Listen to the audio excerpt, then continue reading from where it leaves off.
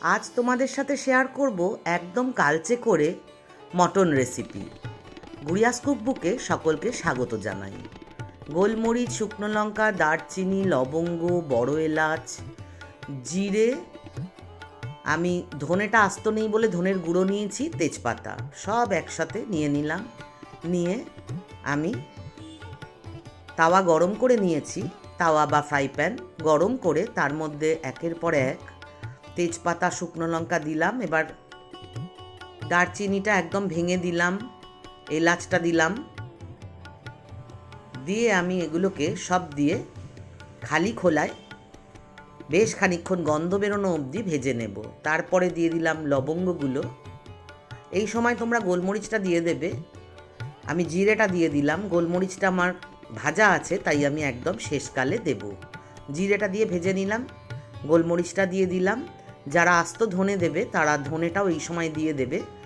আমার কাছে আজকে আস্ত ধনে নেই তাই আমি গ্যাসটা অফ করে শেষে ধনের গুঁড়োটা দিয়ে একটু গন্ধ বেরোনো অবধি এটাকে ড্রাই রোস্ট করে নিলাম।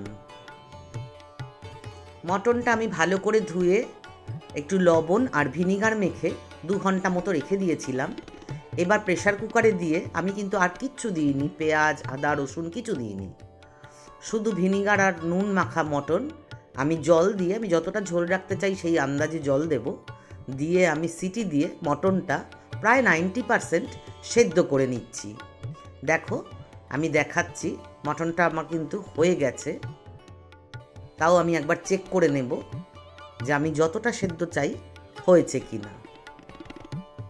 তারপর কড়াই গরম করে তাতে সর্ষের তেল দেব, দিয়ে আমি চিনি দিয়ে দিলাম। এই সময় আঁচটা বাড়িয়ে রেখে চিনিটাকে একদম কালো করে, দেখো ডার্ক ব্রাউন করে ক্যারামেলাইজড করে নিতে হবে।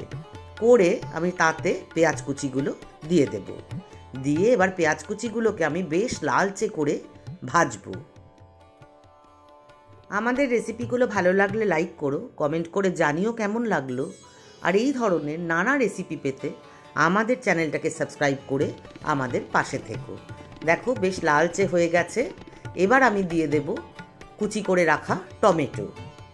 পরিমাণগুলো আমি সব লিখে দিলাম, তোমরা দেখে নিও, ডেসক্রিপশানেও দেয়া থাকবে। এবার লবণ দিয়ে দিলাম। লবণ দিলে তাড়াতাড়ি টমেটোটা নরম হয়ে গলে যাবে। এবার একটু ভেজে নিয়ে আমি এটাকে ঢাকা দিয়ে করে নেব। এই রেসিপির সঙ্গে তোমরা যদি চাও আরও মটন রেসিপি দেখতে, আমাদের চ্যানেলে কিন্তু প্রচুর mutton recipe, chicken recipe, fish recipe আছে, তোমরা দেখে নিতে পারো। আমি ঢাকা দিয়ে টমেটোটাকে নরম করে নিচ্ছি, তারপরে খুন্তি দিয়ে দেখো মিশিয়ে মিশিয়ে দিচ্ছি। যারা মটনে খুব তেল বেশি খেতে পছন্দ করো তারা কিন্তু বেশি করে তেল দেবে। দিয়ে দিলাম আদা রসুনের পেস্ট। এটাকেও ভালো করে সুন্দর গন্ধ বেরোনো অবধি ভেজে নেব। একে তো মটন, তাই আমি কিন্তু খুব কম তেলে দেখো রান্নাটা করেছি। তবুও কষানো হয়ে গেলে কিন্তু পাশ দিয়ে তেলটা মশলা থেকে ছেড়ে দেবে। পেঁয়াজ, আদা রসুনের পেস্ট কষানো হয়ে গেলে আমি সেদ্ধ করে রাখা মাংসটা এবার ওতে দিয়ে দেব।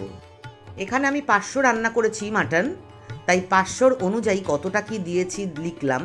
তোমরা যারা বেশি করবে তারা পরিমাণটা বাড়িয়ে নেবে, পেঁয়াজ, আদা, রসুন সব কিছুর।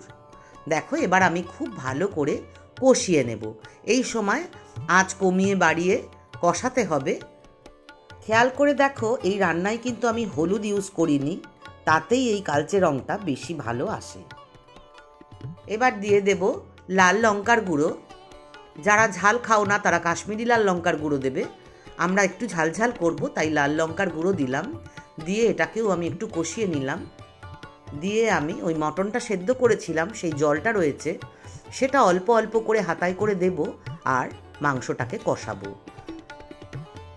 আর দেখো মশলাটা আমি যে ভাজা মশলাটা প্রথমে করলাম সেটাকে মিক্সিতে গুঁড়ো করে নিয়েছি। এবার ওই মশলাটা দিয়ে কষাতে হবে। এই মশলাটা দিলেই কিন্তু মাংসের স্বাদ আমূল পরিবর্তিত হয়ে যাবে। দেখো ওই মটন সেদ্ধর যে জলটা ওটাও আমি কিছুটা দিলাম, দিয়ে আমি ভালো করে কষিয়ে নেব। তবে এই জায়গায় আর খুব বেশি কষাতে হবে না, কারণ মশলা তো ভাজা আছে, সুন্দর গন্ধ বেরোচ্ছে। এবার আমি বাকি যে মাটন সেদ্ধর জলটা এটা দিয়ে দেব। আর একটু আমি জল দেব, কিন্তু সেটা আমি গরম জল দেব।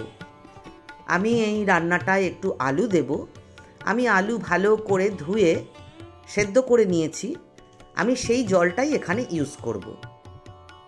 দেখো, আলু সেদ্ধ করার যে জলটা সেটা দিয়ে দিলাম, দিয়ে আমি এবার ভালো করে ফুটতে দেব। কারণ আমি তো আগেই 90% মটন সেদ্ধ করেছি, আর কিছুটা কষিয়ে নিয়েছি, কিছুটা নরম হয়েছে। এবার ঢাকা দিয়ে আমি মাংসটাকে আরও নরম করে নেব। দেখো কালারটা কি দুর্দান্ত এসছে। এবার আমি আলু দিয়ে দেব। নতুন আলু আমি ভালো করে ধুয়ে খোসা না ছাড়িয়ে সেদ্ধ করে নিয়ে একদম লাল করে ভেজেছি। কারণ এই মাংসটা একটু কালচে কালচে হবে, তার সাথে যদি একটু লালচে আলু না হয় ঠিক জমে না। তোমরা চাইলে এটাকে শুধু কষাতেও পারো। আমি আলু দিয়েও ঢাকা দিয়ে আরও কিছুক্ষণ কম আঁচে ফুটিয়ে নিলাম। কালারটা তো তোমরা দেখতেই পাচ্ছ কেমন এসেছে। আমি কিন্তু কিচ্ছু ইউজ করিনি কালার হওয়ার জন্য। ওই মশলাতে আর আমি যে চিনিটা দিয়ে পেঁয়াজটাকে লালচে করে ভাজলাম, এতেই এই কালারটা এসছে। মাংস আমার রান্না হয়ে গেছে। এইবার আমি অল্প হালকা ফুটিয়ে তেলটা ছেড়ে দিলেই নামিয়ে নেব। এটা ভাত, রুটি, লুচি, পরোটা, পোলাও সব কিছুর সাথে ভালো লাগে। তবে আমরা গরম গরম ফুলকো লুচি দিয়ে খেয়েছিলাম, সেই ভিডিওটাও তোমাদের সাথে একটু শেয়ার করে দিলাম। পাঁঠার মাংস আর লুচি যে বাঙালির কত প্রিয়, এটা বাঙালি মাত্র সকলেই জানে। দেখো লুচি হচ্ছে, এরপরে খাবো। আজকের মতন টাটা, আবার দেখা হবে।